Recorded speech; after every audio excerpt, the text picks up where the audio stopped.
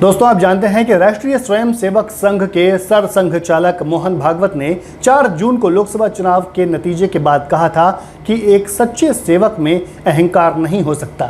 सच्चा सेवक गरिमा बनाए रखते हुए लोगों की सेवा करता है। मोहन भागवत के इस बयान को नरेंद्र मोदी के लिए नसीहत माना गया था। अब एक बार फिर से मोहन भागवत ने एक ऐसा बयान दिया है जिसे नरेंद्र मोदी को दी गई सीख के तौर पर ही माना जा रहा है। संघ प्रमुख मोहन भागवत ने गुरुवार को झारखंड में कहा कि इंसान खुद को पहले मनुष्य मानता है, फिर वो सुपरमैन बनना चाहता है, फिर वो देवता बनना चाहता है और उसके बाद वो भगवान बनना चाहता है और उसके बाद वो विश्व रूप बनना चाहता है।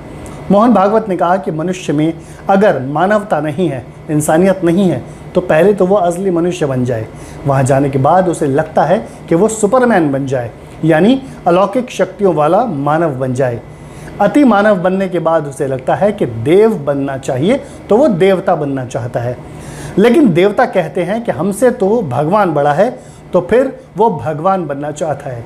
और भगवान कहता है कि मैं तो विश्व रूप हूँ, अभी तो आपको एक रूप में दिख रहा हूँ, लेकिन मेरा जो सारे विश्व में व्याप्त बिना आकार का रूप है वो असली है। अब इससे आगे भी कुछ है क्या, ये कोई जानता नहीं। ये भी नहीं कह सकते कि है और ये भी नहीं कह सकते कि नहीं है। लेकिन एक बात ज़रूर कही जा सकती है कि विकास का कोई अंत नहीं है। बाहर का विकास भी, अंदर का विकास भी, दोनों का कोई अंत नहीं है। मोहन भागवत के बयान पर कांग्रेस ने तुरंत निशाना साधा और जयराम रमेश ने इसे सीधे प्रधानमंत्री पर भागवत का निशाना बताया। जयराम रमेश ने एक्स पर लिखा कि मुझे यकीन है कि स्वयंभू नॉन बायोलॉजिकल प्रधानमंत्री को इस ताज़ा अग्नि मिसाइल की खबर मिल गई होगी जिसे नागपुर ने झारखंड से लोक कल्याण मार्ग को निशाना बनाकर दागा है। इससे पहले चुनाव नतीजों के बाद नागपुर में मोहन भागवत ने कहा था कि एक सच्चा सेवक काम करते समय मर्यादा का ध्यान रखता है। जो मर्यादा बनाए रखता है वो अपना काम करता रहता है, लेकिन अनासक्त रहता है। उसमें कोई अहंकार नहीं होता कि मैंने ये किया। केवल ऐसे व्यक्ति को ही सेवक कहलाने का अधिकार है।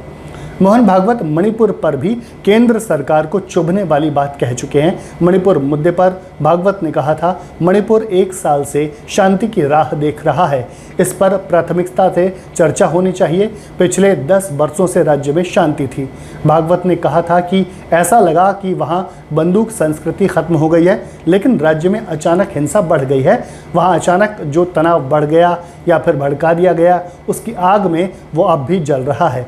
उस पर कौन ध्यान देगा? इसे प्राथमिकता देना और इस पर ध्यान देना कर्तव्य है। कुल मिलाकर बीते 1.25 महीने में 2 मौक़ों पर मोहन भागवत के जिस तरह के बयान आए हैं उसमें किसी के नाम का जिक्र तो नहीं है, लेकिन समय और कॉन्टेक्स्ट से लोग यही अनुमान लगाते रहे हैं कि प्रधानमंत्री नरेंद्र मोदी को लक्ष्य बनाकर उन्होंने ये बातें कही। दोस्तों, आपका इस बारे में क्या कहना है? कमेंट में ज़रूर लिखें। नमस्कार।